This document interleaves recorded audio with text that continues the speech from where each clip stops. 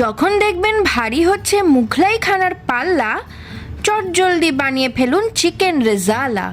একটি পাত্রে 1 KG chicken নিয়ে তাতে 2 চামচ নুন, 4 চামচ টক দই, 1 চামচ আদা বাটা, 2 চামচ রসুন বাটা, 1.5 চামচ গোলমরিচ গুঁড়ো দিয়ে ম্যারিনেট করে রেফ্রিজারেট করে রাখলাম 1 ঘন্টার জন্য।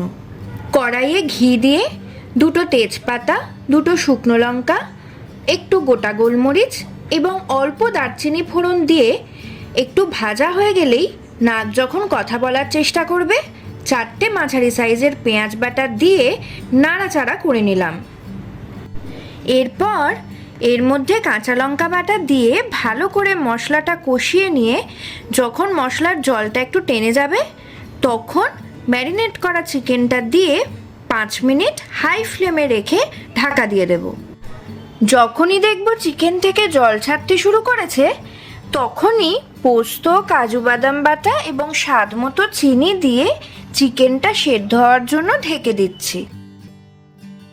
আরও খানিকটা পর চিকেনটা খুব ভালো করে সেদ্ধ হয়ে গেলেই অল্প কেওড়া জল চিকেনের ওপর ছড়িয়ে দিলেই তৈরি হয়ে যাবে চিকেন রেজালা। আমাদের রেসিপিটা ভালো লাগলে লাইক, শেয়ার আর সাবস্ক্রাইব করুন।